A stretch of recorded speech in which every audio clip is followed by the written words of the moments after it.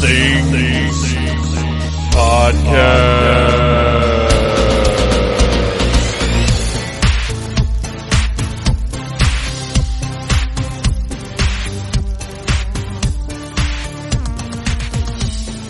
Hey, Phantomaniacs, welcome to the newest episode of the Needless Things Podcast, where we talk about toys, movies, music, and all manner of pop culture dorkery. I am your host, Dave, and I am out the door, going to Orlando.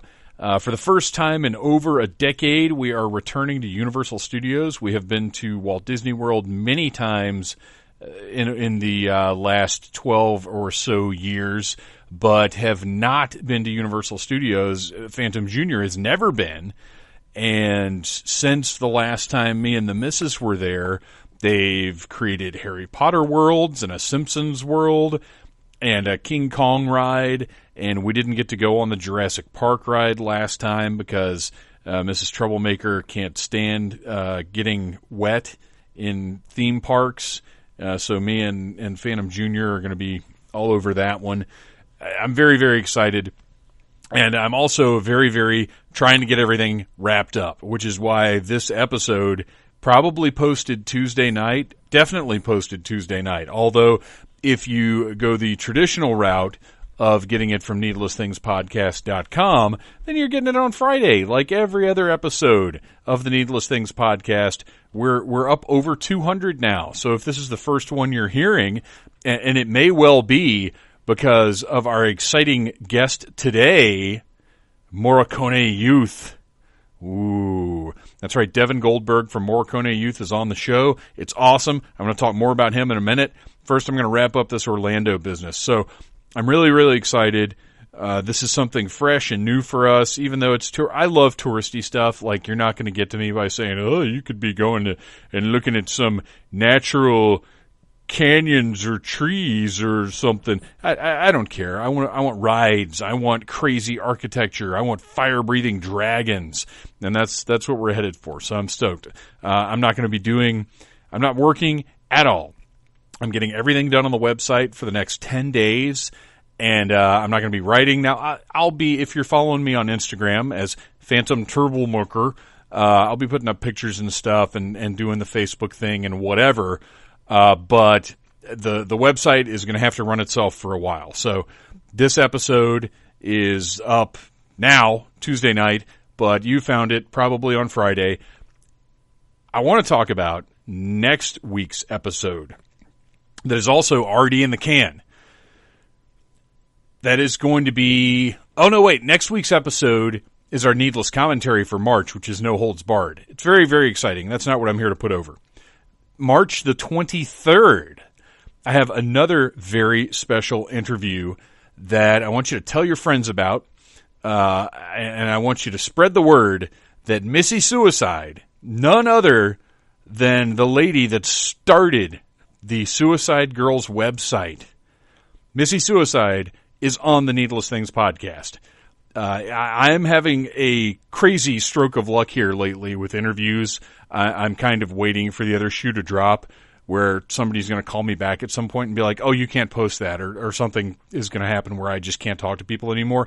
But between today and the 23rd's episode, I am so excited about the progress that is being made. And I talked a little bit about it last week and about how I think, dropping the mask and the name have opened some doors for me, and this is another instance where I think maybe if these people, if Devon and Missy had gotten an email from Phantom Troublemaker, we might not have ended up talking, but they got an email from a guy named Dave, and it happened. It all happened, and it's here for you now, or at least Devon Goldberg is here for you now, and it's a great interview. I had a great time talking to this guy. We actually did something that I don't do all that often when we hung out afterwards and chatted for a while, talking about Phantasm.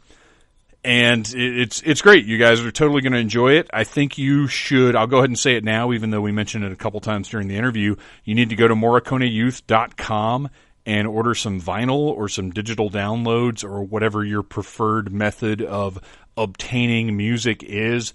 Myself, I like vinyl when I can get it, and we talk about this a little bit during the interview, but I just like the tactile feel, the experience of vinyl. So, get that if you can, and it includes a digital download if you get their vinyl from Country Club Records. So that's awesome, right? So there you go. I think that's everything. I've got to wrap this thing up because I still have to pack. We're leaving first thing in the morning, and I haven't packed yet. It's ridiculous, but that's what happens when you have a work schedule like mine. Okay, so to recap, Orlando, on vacation, MorriconeYouth.com, Missy Suicide, March 23rd. Tell your friends. Next week, No Holds Barred, Needless Commentary, and celebration of the Road to WrestleMania. Okay, so normally we have some music here, some lovely interstitial music from our pals the Mystery Men, who you can find at mysterymenofsurf.com, or just Google Mystery Men of Surf. But today, since I have a musical guest, I will be playing some Morricone Youth for you guys. It is from their newest record, which is Morricone Youth, Mad Max. It's an original live rescore inspired by George Miller's classic 1979 Australian dystopian action film. You can buy this right now from MorriconeYouth.com. This is the record I bought that made me fall in love with these guys. Before talking to Devon, where I fell in love with them even more. So here's a selection from that. And if you don't know what a rescore is, Devon explains it in the interview, so just hang in there. But here is a selection from that album called Knight Rider.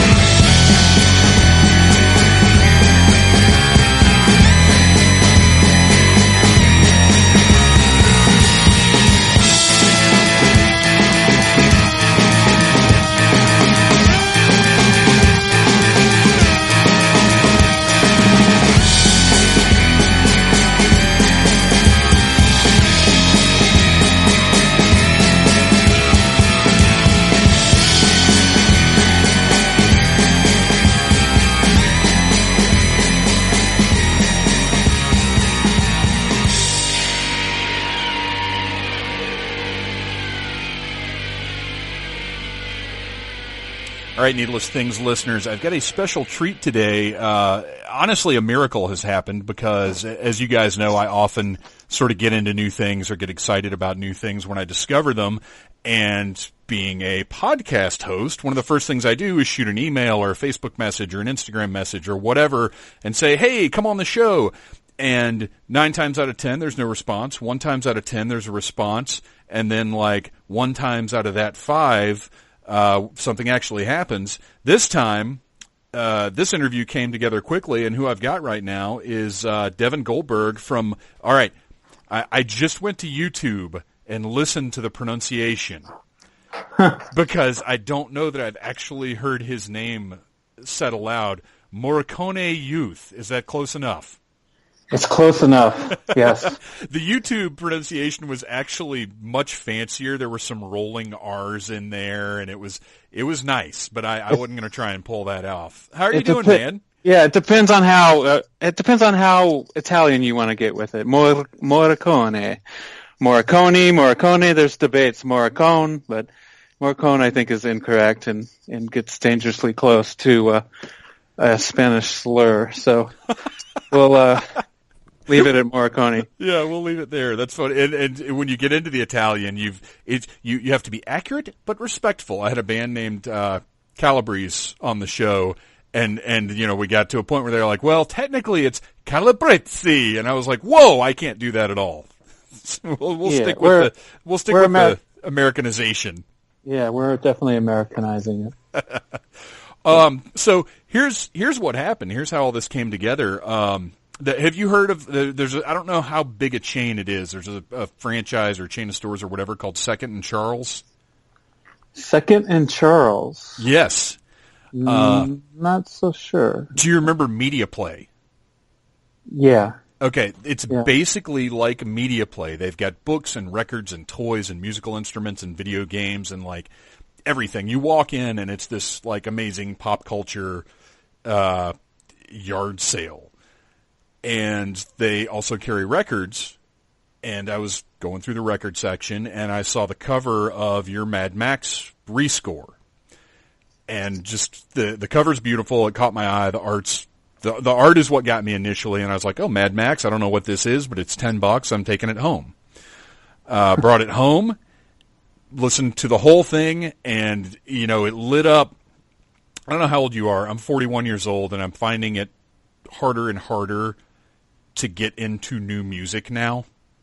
Yes, I have my stable, and like my time. If I'm going to listen to something, in general, I'm like, well, I know this is good, so I'm going to put this on. I'm turning into an old man. Yeah.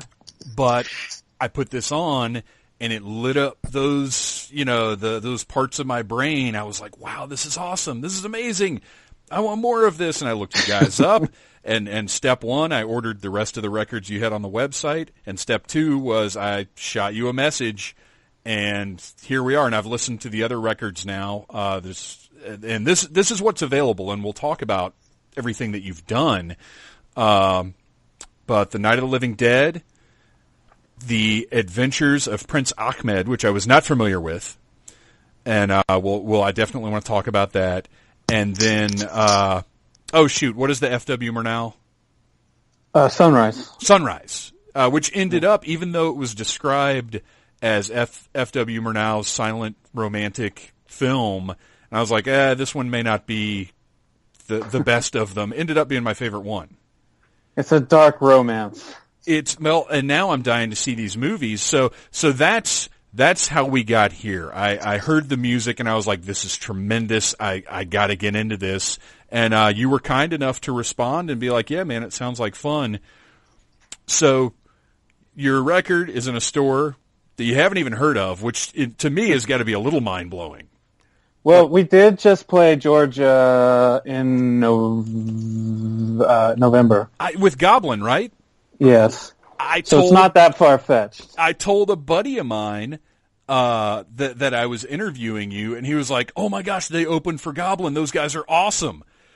So I was like, oh, there's a frame of reference here. It's all coming together. Yes. And, of course, there was also that just missed it feeling because I think I was working that night or something. But Right. But, yeah, so awesome. You're on the show. Let's talk about this. First of all, how would you describe the music? Because I was tempted to lump it into sort of the synthwave movement that's going on, but I think it's a little more than that. Well, it depends on which album you're talking about. I mean, the project sort of creates itself depending on what film we are doing. What the band has morphed into these days, the band was formed in 1999. Oh, wow. And we've been consistent for most of that time. There was like a 2 or 3 year break where I was focusing more on getting a soundtrack radio show off the ground, and we were sort of inactive. And when the band initially started, it was sort of, I guess you would say, a side band or party band for all of our other endeavors. And people were in different bands that were kind of their main focus. And we put this together initially just as a fun side thing to do where we would interpret old film music primarily from the 60s, 70s, and 80s, but more in a live rock band club or party setting. Oh, wow. That's wild. So how... Yeah. And then slowly, the gigs for that started getting better for this band than our main bands, are just regular indie rock or punk rock or jazz bands or whatever we were doing. And we were getting more interesting parties and offers and gigs and opportunities. And it got to the point where, we had well over 150, maybe 200 reinterpretations of old film music songs to our name. And it got to the point where we started to morph out into doing our own original music, kind of influenced by all these covers we've worked on over the years. And then from there, sort of the natural progression was doing live scoring over the last 6 or 7 years for initially silent films, and then it started getting into midnight movies. So now it's more or less a combo, and we've done 15 films. I think five are silent films where they're completely all original music that we've created, and 10 would be categorized more as more recent midnight movies from the 60s, 70s, 80s. And out of that 10, I think 8 is all original music, or mostly original music with a combo. We often like to try to reinterpret some of the original music if there's something there that we really love and don't think we're going to do a better job at. You know? So what you may have heard, you said Mad Max is the first one, so that one is definitely synth heavy, and not only synth heavy, but we made a conscious effort to use all analog synths on that. So everything you hear is actually from an original synth or keyboard. Primarily, most of them are maintained by a great keyboardist here in New York City named Joe McGinty, who's maybe most well known as keyboardist for Psychedelic Furs for a number of years, a number of their albums, and he maintains one of the best collections in New York, at least that I'm aware of. I'm sure there's some crazy collectors out there, but that are, you know, he has a studio and he lets you play his well-maintained keyboards if you're working out of the studio, and we know him through the music world around here. So what you hear is actual analog keys and synths on that recording, and virtually we recorded, whether or not it ended up on that record as an overdub or something, every working keyboard that's in that studio at the time. You know, we tracked it live, and then we added as a band, and then we added keyboard upon keyboard upon keyboard. So it's definitely synthwave, as you say, I guess. Now, what is on these? It's live rescore. So what exactly does that entail? Because in my head, I'm picturing, and this is, you know, how you see a phrase that you're not quite familiar with. I'm picturing you guys like with the movie playing or whatever, just sort of trying to put stuff together for it. But obviously, I mean, there's got to be a writing process with this stuff. Yeah, so it's maybe confusing, but it's becoming a little bit more common. I'm seeing in Los Angeles and in New York, and I think Portland, I'm seeing a lot of events where a band will actually set up in the front of a movie theater facing the screen, or if they're not facing it, they have a monitor in front of them so they can see what's going on. Sure. And the music is, I mean, the dialogue and the sound is theoretically either muted, or somehow that's a bigger event where you got the film studio involved, where the music may be stripped out and there is actual dialogue, and the band is playing along to the film. That, I would call that a live score. We call it a live rescore because we're not simply, in most instances, recreating the original music for Mad Max. We're not doing the Brian May soundtrack. Right. Where instead we kind of reimagine that soundtrack in our own mind and created our own music for it. And that's what you hear on the record. And if you saw us live, basically the record are the highlights. So it's the 10 or so main themes that we perform, but it's a 90-minute film. It's a 40-minute record. So obviously these things come back in variation, and there's some additional stuff that didn't make the record. It's more underscore sounding, droney and things like that. But and we actually, in the film, we actually do the bar. We reinterpret the bar scene with a live singer, and kind of do the reverse idea of lip syncing, like reverse lip syncing, because she's actually singing the parts. But we kind of treat it like the way that in the olden days, where you would have one like an organist or a pianist, right, for the silent films, and sometimes they'd have a horn player, extra person here or there. Well, we have a full, complete, what you describe as a rock band, I guess, guitar, bass, drums, multiple keyboardists, and often horns or strings, depending on the gig. the film and the gig, what it calls for. Mad Max is more or less similar to what our setup was for Goblin when we opened for them, and we actually played some of those tunes for Goblin, opening for Goblin, with the visuals from certain scenes from Mad Max, kind of like a abbreviated version of the live score. And so it had all the musicians, except for it didn't have the singer, and we didn't have any horn players for that. It was just we toured as a 5-piece, scaled down. Is it tough to figure out which selections you want to tour? Like when you've got to sort of pick for lack of a better term, greatest hits. Yeah, it's horrible because a lot of us are writing, and we're all trying to get our songs in, and we're really working from 15 movies worth of material that we've written over the last 6 or 7 years.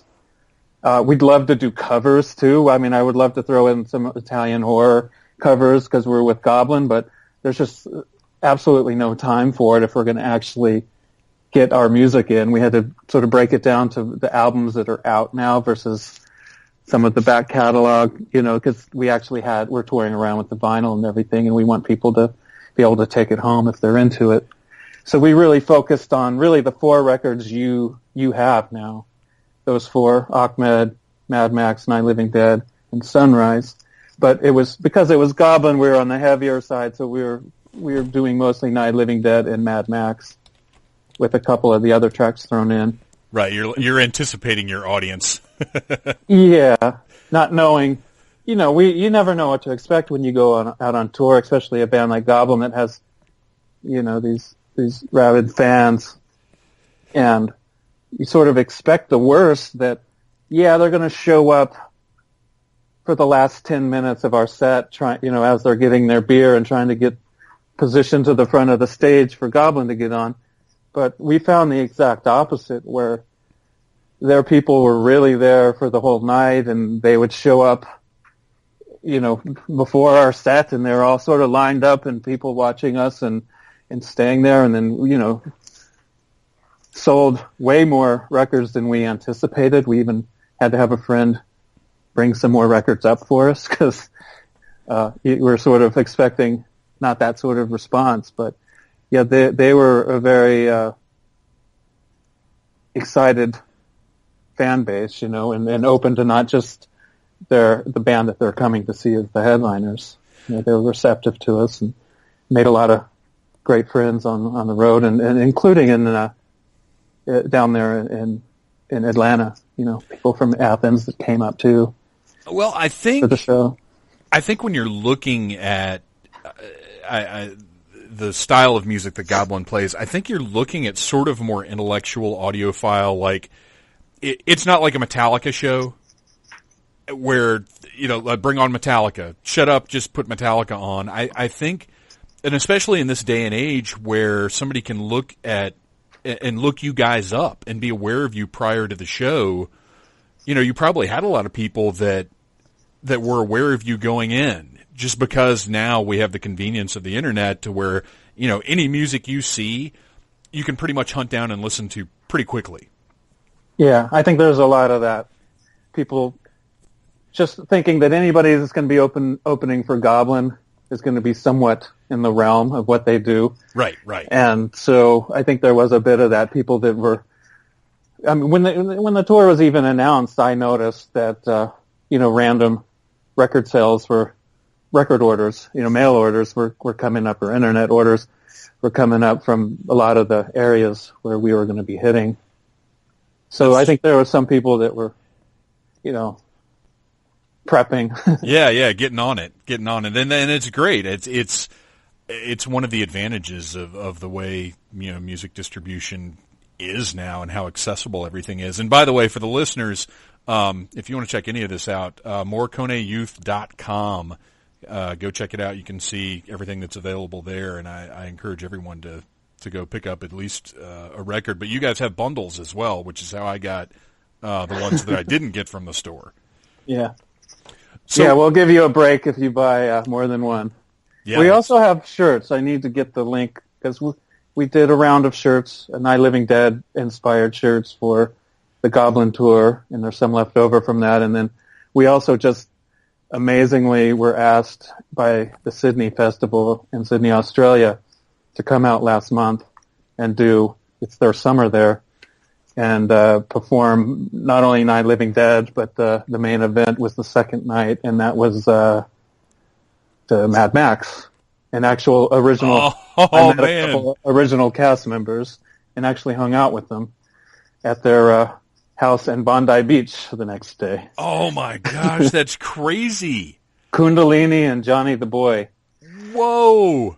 The original characters. Yeah. That's wild. How does that happen when you're online, you're visible, you're in the music world, but what is that? When somebody contacts you like that, because you guys, how many people do you take on the road? It depends again on what we're doing. That was 6 people.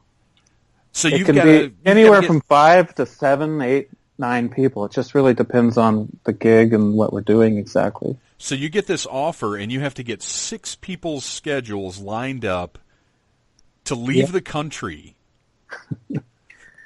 Yes. Australia has a lot of strange regulations, immigration and tax-wise, and it was 6 months in the making. Oh, wow. Yeah. It's funny. Big event, too. I mean, like 600 one night and 700 people the next night. Oh, that's awesome. Watching a movie together. That's so great, man. But people say herding cats, and I always laugh at that because it's much harder to herd people. Yeah, it's the worst part of the process for sure. Scheduling.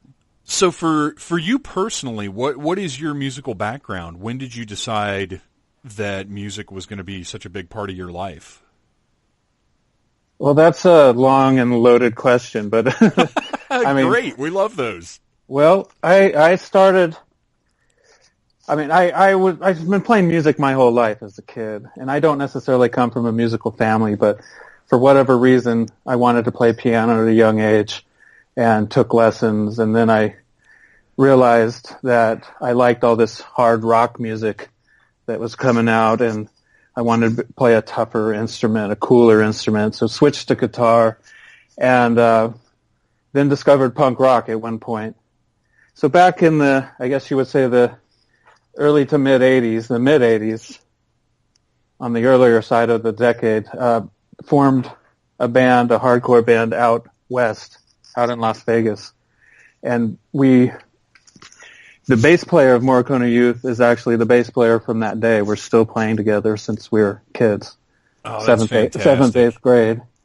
And we were so young, and we got opportunities to open up with just, amazing bands. TSOL, Corrosion and Conformity, the Asexuals from Canada, No Effects when they were nobody, when we were basically kids. So it started there, and then you sort of grow out of a certain type of music, and I ended up down in California and San Diego, played in a number of bands there, and I think my most notable band there was a band called Creedle that was on Headhunter Cargo Records. We're label mates and friends, and played a lot with the Rocket from the Crypt and Drive Like Jehu type bands. Okay. Rob Crow from Pinback's old band, Heavy Vegetable.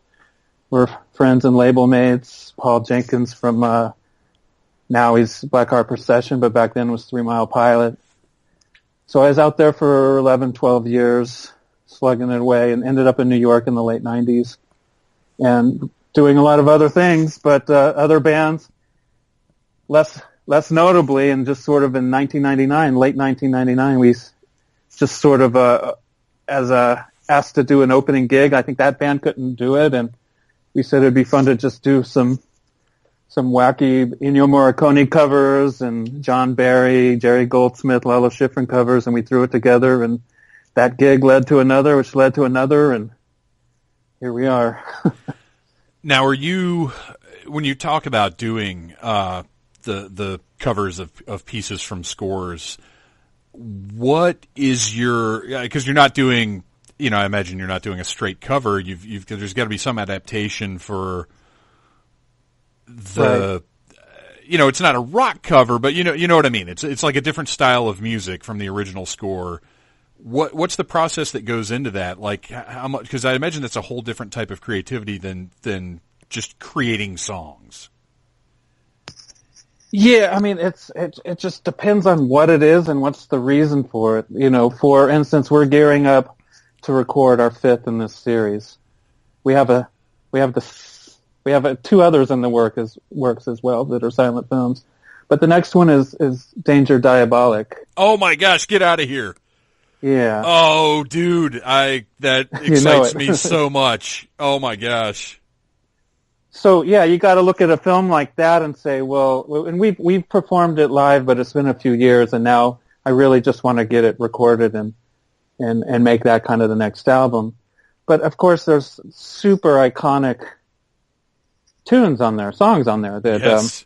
We would be doing a disservice if we just, muted them and did our own song. Obviously, Deep Down. Yes. The underwater fight scene music is really great and iconic, at least in my mind. There's the chase theme that happens throughout. We're doing all of those. Man. So we have to figure out how to recreate it. And of course, there's amazing vocalist on that. So we're not going to just, take a stab with our voices. Right, especially for it's mostly everybody but one person, I think, is male, and that's obviously, I don't know if it's Etta Del Orso or Christy, the singer, the Italian singers, but, they're at the same vocal range as a Shirley Bassey, like Goldfinger singer, Mm-hmm. So we have somebody that is up for the task. Well, you've worked with some like that. You've got some tracks on what I have. There's some female vocals in there that are just beautiful. When you find a need for that, what's your recruiting process, or I guess your audition process? It's a combo of word of mouth and and trying to find the best person we can. But I mean, we work with a lot of different people that aren't maybe on every gig. They're ancillary members and are into the project, but they have their own things going on. So fortunately, the person that's on, I think you're probably referring to that Last Sunrise record, which is Sammy Stevens for the most part. There's actually 3 different singers on that record. Okay. But the big high notes in a couple of those songs, it'll be the same person that's on the Danger Diabolic record. Okay, cool. Going to start recording later this month. Man, I can't even tell you that's so exciting. I've got a 1 sheet upstairs. I've got the VHS. I've got the DVD. I freaking love that movie. Every minute of that movie is just iconic awesomeness. That's great. Yeah, we're the same way, and we're big fans of Mario Bava and the music and everything else. So. There's one of the big things that we do on Needless Things. We cover a lot of toy news and stuff. Right. And last year at one of the conventions, a company called Mezco revealed a Diabolic action figure. Nice. And it's part of a line of really, like, they're all superheroes and comic book characters and whatever. And all of my friends are like, "Why are you so excited about the guy that's just in all black?" And I was like, "You don't understand.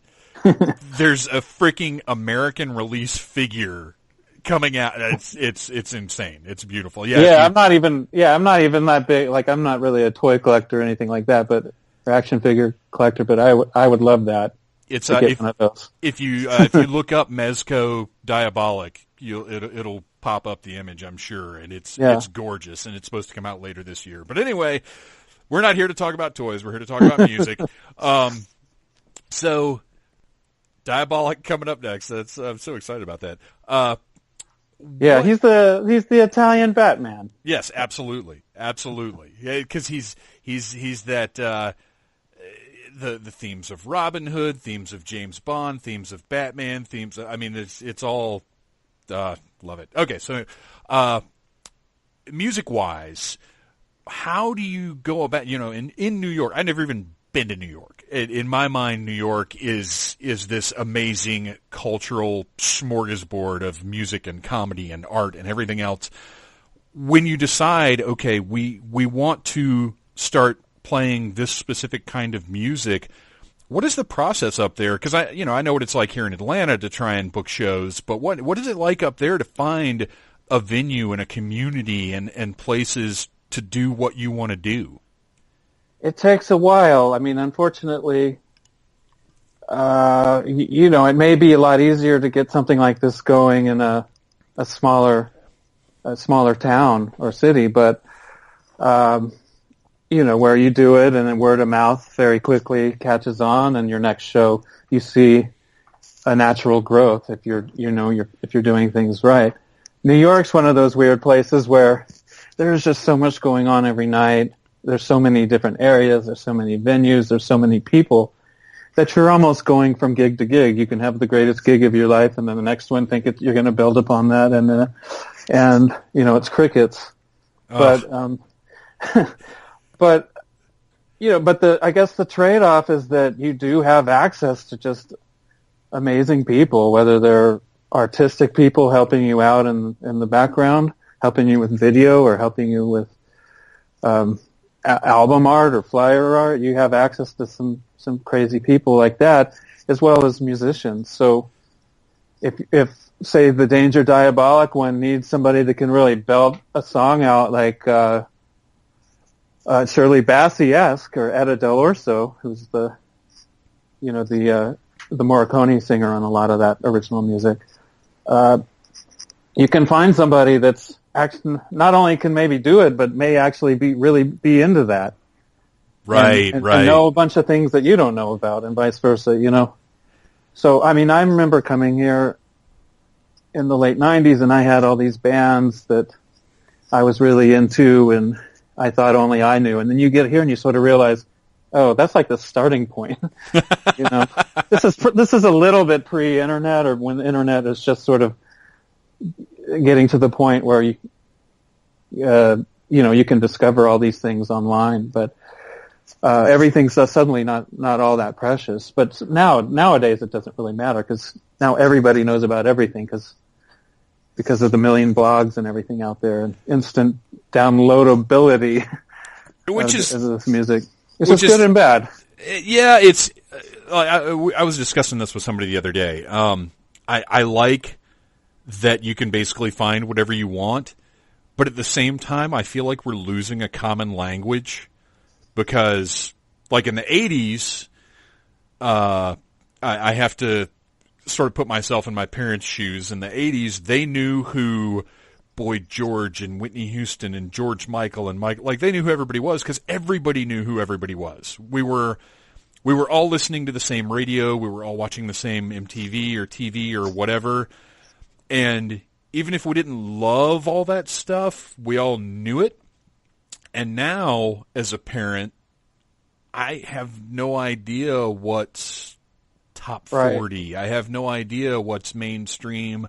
I don't know what the big bands are. I see so-and-so did the soundtrack for this movie, and I'm like, I have no idea who the fuck that is.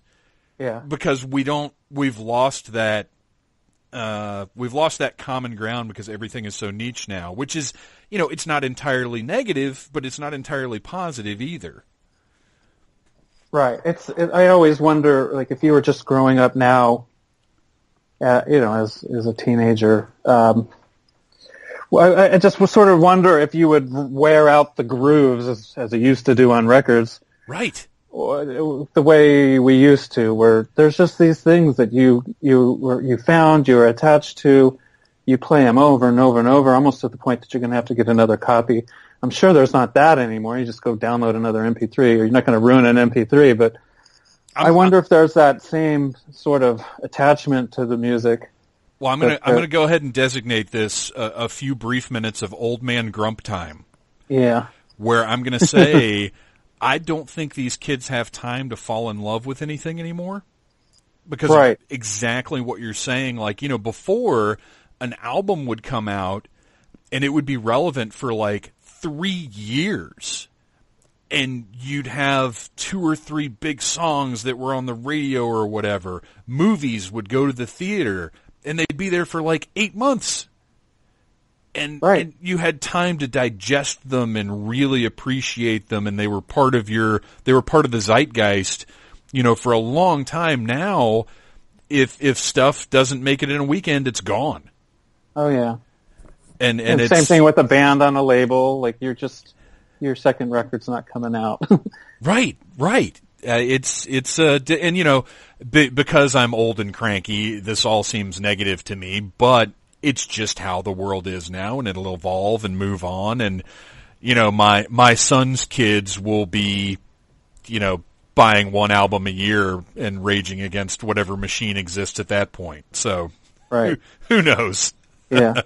Well, I mean, and there's always these trends, to be retro, that come back in cycles. So at some point, I mean, it's just like right now with the vinyl craze.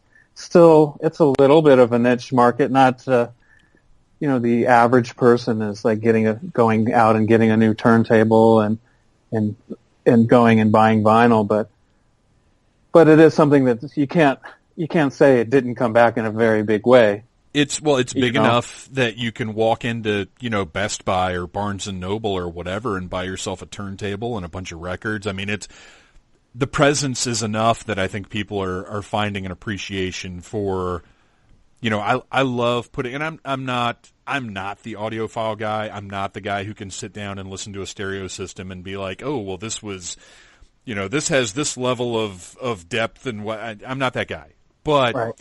I like getting up, putting a record on, hearing that first track, getting through the first side, and I miss the days, because I grew up with records, and because my first record was either Men at Work Cargo or Michael Jackson's Thriller. I don't know which. But I grew up with records and cassettes where it used to be an important part of the album was that midpoint, the first song of the second side. Like, oh, yeah. That was an important thing when I was growing up, because that had to hook you back in.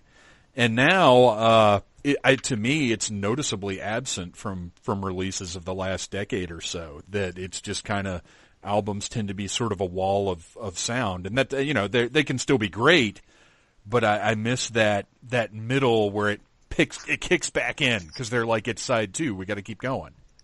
Yeah, also side 2, it forces you to get up and be active with the medium, right? You have to get up and flip the record. Yes. Otherwise, it's going to just sit there and be in a sort of, what do you call it, a loop, a sort of skip back until you get up off the couch or whatever you're doing and go and deal with it. So it makes you sort of reinvest your energy and your focus on it when you put it back on. And people often say, like, oh, the hit or the best song is often the third song. Maybe that's because you put the record on, and by the time you get situated and sit down and start focusing on it, it's when the third track kicks in. Yeah. Back in the day. But I don't know, but there must be a whole new, if all these people are buying vinyl and buying turntables, then there must be a new generation of people that are going to grow up with it. Maybe their kids. Yeah, Mom and Dad have this crazy thing that the kids like to play with. It's just weird. I've tried to, like when we go to the record store or a store with records, because there aren't a whole heck of a lot of just record stores, but, I always make a point of getting my son to flip through what's there and see if anything catches his eye. When we get home, he picks out, like, what are we going to listen to first? Okay, cool. And I remember the first time he when I first started sort of getting into this again, the first time he saw an actual record, his eyes were just huge. He was like, what is that? Oh, yeah. Yes. Some kids just eat it up, and some just have no use for it. Yeah, yeah.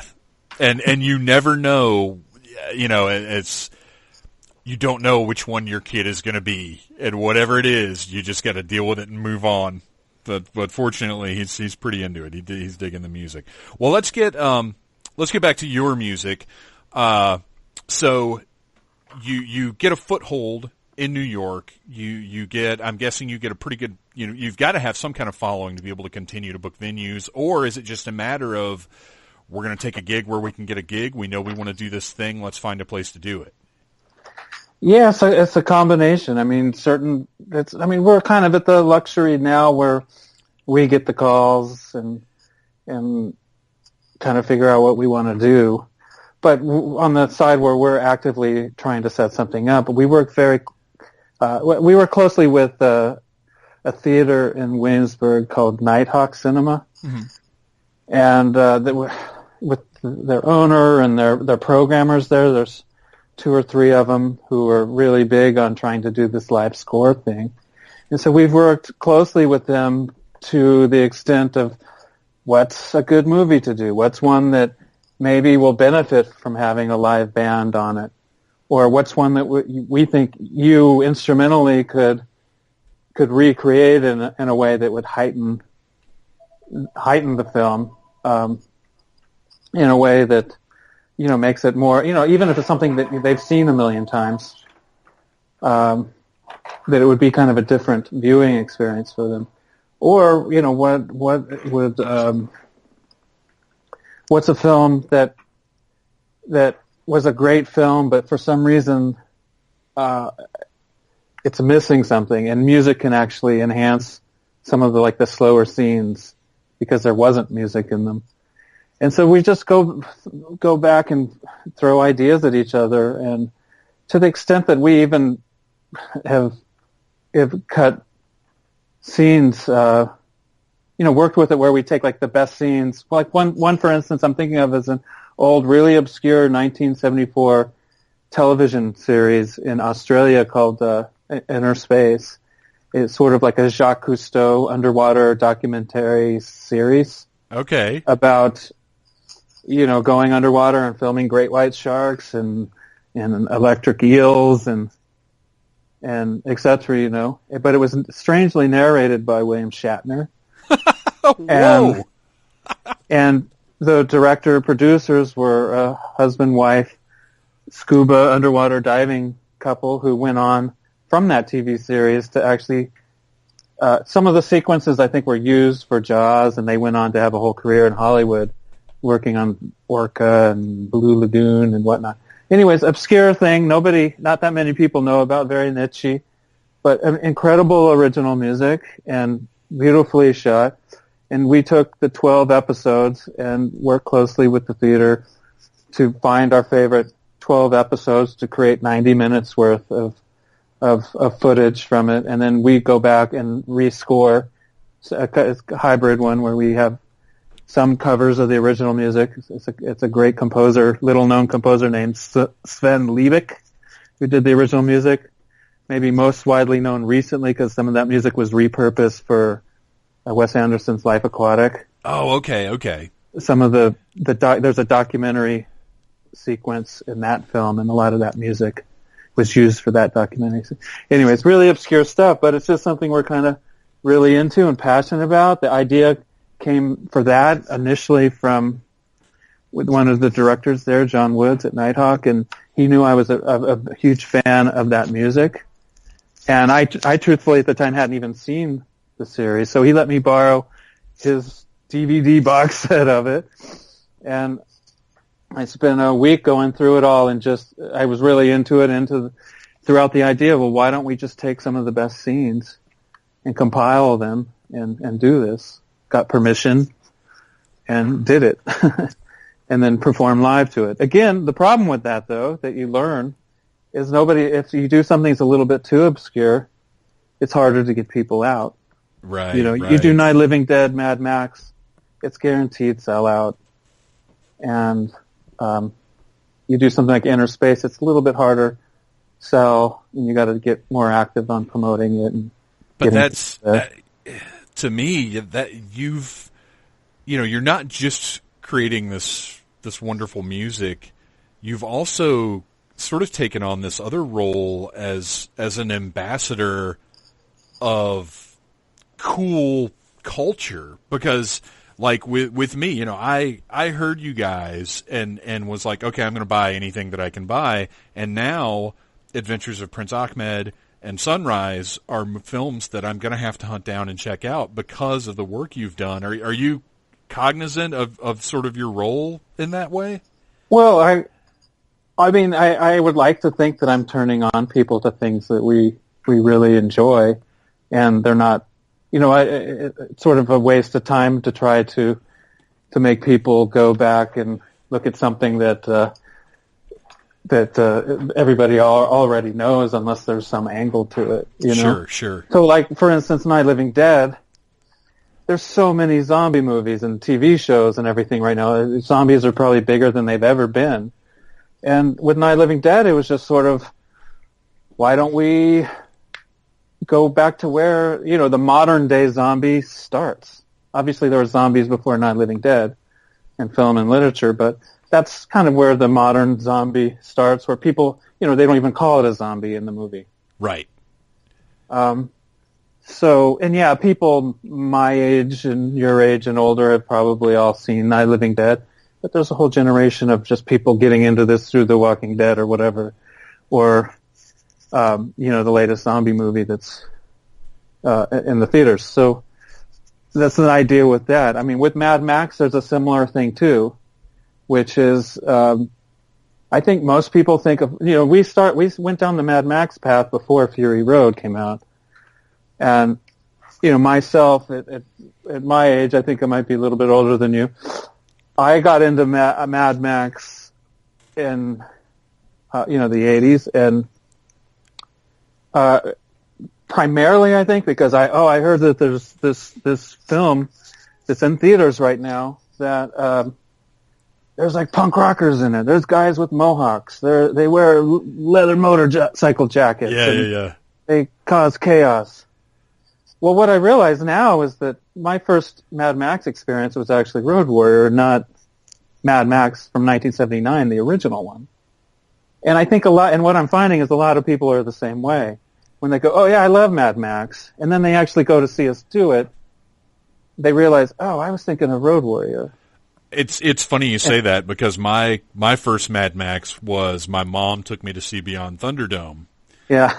And then I saw Road Warrior on, Showtime or HBO or whatever. I didn't even see Mad Max, like the original Mad Max, until I was at least in my late teens.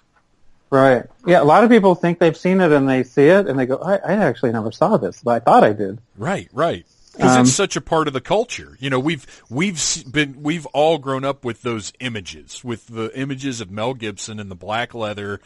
And it's one of those things that I think we all just kind of have certain assumptions about.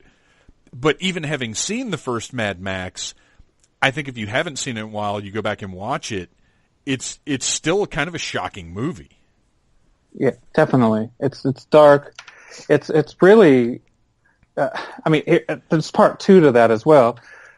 George Miller, the director, has always stated in interviews, even dating back to that time, and I think this is a very director kind of thing to say, like Sergio Leone used to say it about his westerns, that George Miller claims that he conceived the original Mad Max as a silent film, and that the images, really speak for themselves, and that the dialogue and the sound effects from the cars and the motorcycles is really just sort of a bonus cherry on top, really he conceived it as a silent film. And whether or not he really is truthful with that, or Sure. he really meant it. I mean, that's kind of a thing you say. Yeah. But we kind of wanted to take it to task, take him to task, that okay, well, let's do it. Let's see how it looks as a silent film. There's actually, you hear the lion, when we do it, you hear the MGM lion roar twice, and then the sound's muted, and the subtitles are up. And we were really concerned and worried that people were going to, maybe we should try to have some sound effects coming into the cars and stuff. Is that going to be distracting and take people out of the movie? But I don't see people complaining about it or walking out or anything like that. So I think it worked. I think that later the dialogue, like in Road Warrior and some of the other ones, there's a lot of little buzzwords and stuff that came out of those. But anyways, I guess the long story long is that we're trying to expose some of these things that people think they've seen and haven't seen. I mean, F.W. Murnau, his his film Sunrise is a little bit lesser known. If you went to film school, you more or less have seen that film. Not that, and I haven't gone to film school. I'm a music guy, but it's a beautiful movie. And what's interesting about Murnau is the guy that did Faust, and he's most known for Nosferatu back in the 1920s. And Sunrise is his first American film. It's, produced by Fox, and Murnau is German director. So this is his first American film. It won awards in the very first Oscar awards in 1927, 28, whenever they were held. It's just kind of just an amazing film. I don't even think Murnau actually got to see it by the time it came out. He had unfortunately passed away, I think, in a car accident.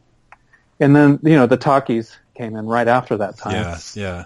So it's a film worth seeing, and I suggest seeing it on a big screen, preferably with us performing live to it. But, yeah, absolutely. But if not, even by itself, rather than watching it on a laptop or a phone, by all means. Oh, I can't. To see it.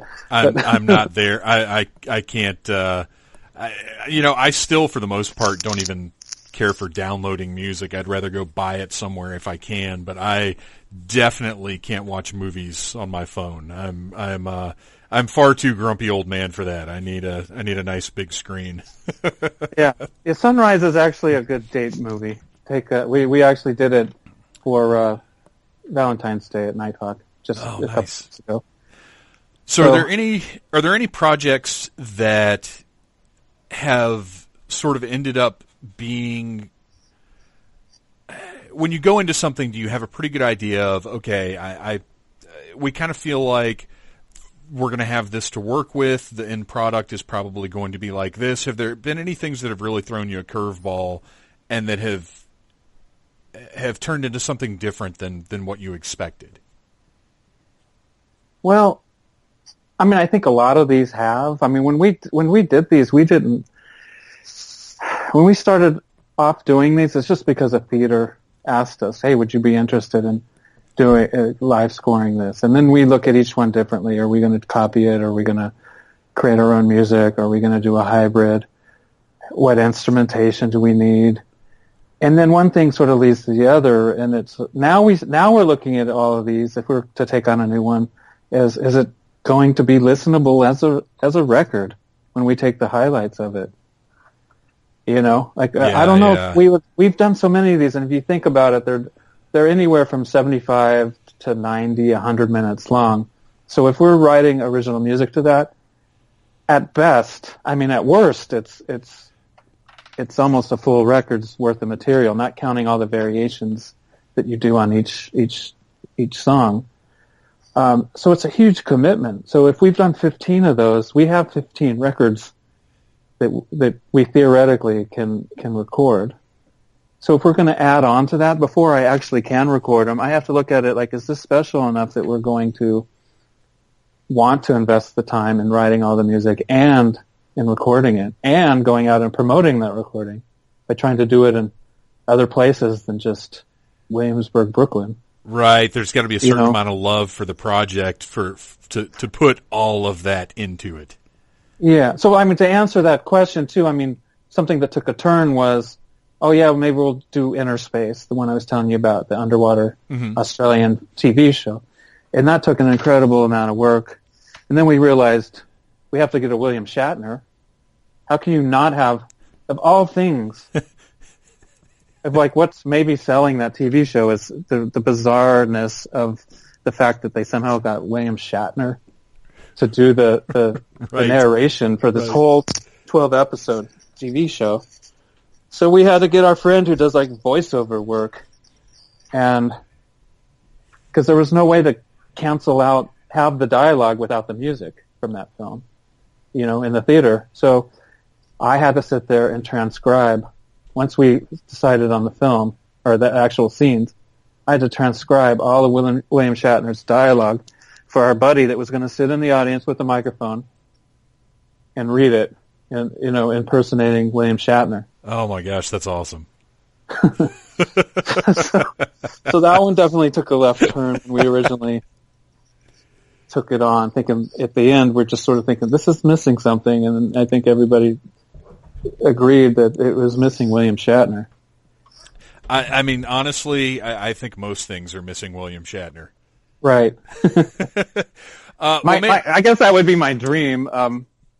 If we ever could get that, like, for instance, coming back from the Sydney Festival, and, it's Australian, and Sin Lebeck is based out there. I actually interviewed him a few weeks ago for the second time from I Have a Radio Show. And so he knows that we're doing this, but I would love to take it out there, maybe get some of the original people involved if they're still alive. This is 74, and then, of course, if you could get William Shatner to do it, I think that's unlikely, but really go hard on trying to find a William Shatner impersonator. I don't know. Could be amazing. Man. But it could be 10 people there in the audience, so. But as long as you're recording, it doesn't matter. Yeah. Well, man, before we wrap it up, where can we find you online? What are you up to? Put over the radio show, anything you want to plug? Get it out there for the listeners. What do you got? Well, I guess go to MorriconeYouth.com. That's MorriconeYouth.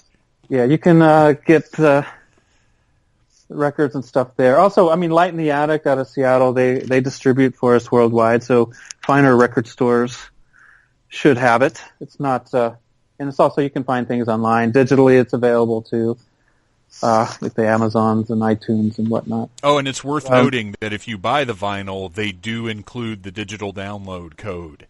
Right. Which is tremendous, because not all vinyl does, and it drives me nuts. And some of the vinyl, depending on what pressing is still available, are on colored, nice, pretty colored vinyls as well. Yes, the Mad Max is gorgeous. Right. Yeah, you have the gold black swirl, I think. Yeah, it's is it golden black or is it golden like red? I think it might be. I don't know, but it's beautiful, whatever it is.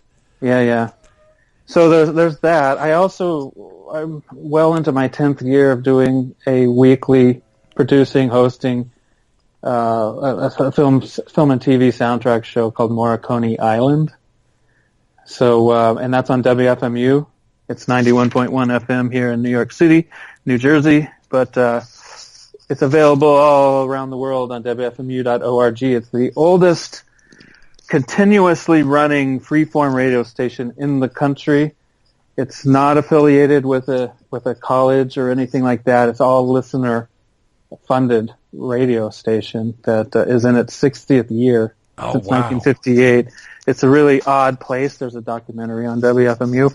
It's out there for free viewing on Amazon Prime and Netflix. The history of the station, all the crazy DJs that have come out of there over the years, and people that have been on the show. But so I'm lucky enough to have a 1-hour show Tuesday night, 7 to 8 p.m. Eastern Time, playing, as I say, the soundtrack hits from the past, present, and future. And it used to be a show, because I'm an avid record collector, primarily these days, of soundtracks. But it's sort of morphed into the last 4 or 5 years, being a hybrid of that, and also me interviewing some of my heroes over the years, including Angelo Badalamenti, Ermin Schmidt from Can, the guys from Goblin before I got to tour with them, Fabio Frizzi, Lalo Schifrin. Did I say Lalo Schifrin?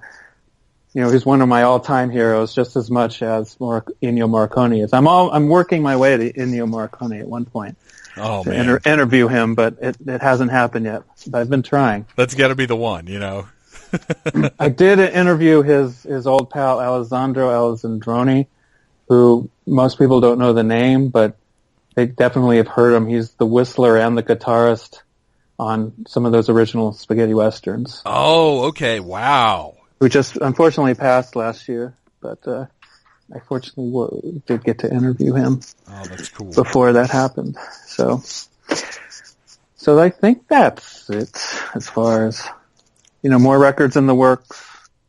We're trying to get through all 15, but it's taking longer than we had hoped. There's 3 more now coming out in various stages, but I'm expecting them kind of later in the year. It's time, man. The older you get, the more life moves on. It gets harder and harder to schedule people to do stuff. It's the worst. I know. Thank you so much for making time in your schedule to come on the show. Had an awesome time talking to you, man. I really appreciate it. Yes, thanks so much. I'll let you know if we make it back down to Georgia soon. We're hoping this summer to do a few. I don't think it's going to be a full U.S. tour. We'll do like a week or two, East Coast, South, and then the West Coast. We're hoping to do kind of 3 or 4 different weeks. Oh, awesome. Yeah. So maybe we'll get back down to some of those places, and ideally where we can find venues, do the live scoring thing versus the club set, the best stuff. Well, either way, I'll keep an eye out. I'll take vacation for that one, man. Yeah. All right. Awesome. Thanks a lot, man. Yeah, thanks for having me. MorriconeYouth.com. MorriconeYouth.com. Buy some music, whether it's vinyl, digital download, whatever. Just go on there and get some because it's fantastic. What else do I need to tell you? I don't know. I'm so excited about packing and leaving, just getting the heck out of town for a little while, getting away from the job, getting away from everything that's here in Georgia, and enjoying some time in Orlando, Florida, with wacky themed restaurants and fire-breathing dragons and magic wands and butterbeer and flaming moes. Oh, you guys, I'm so excited. I'm so excited. Okay. LeSexaflex.com, Google Mystery Men of Surf, again, MorriconeYouth.com. Check out the radio show that was mentioned, it's available online, and I need to check it out because Devon's done some incredible interviews. I need to listen to those. You guys, 203 episodes. Wacky. Wacky. I don't even know what to say at this point because I'm delirious from 2 days of work. Do you know what happened to me? I fell asleep right before 9 o'clock p.m. last night, and then I woke up at like 11. And I've been up since then. It's now 7:25 p.m. the following day, and I've been up since 11 p.m. I'm a little woo. So I need to eat dinner. I did this before eating dinner. That's how important you guys are. I need to eat dinner. I need to pack. I probably need to go to bed, and then go to Orlando. I love you guys.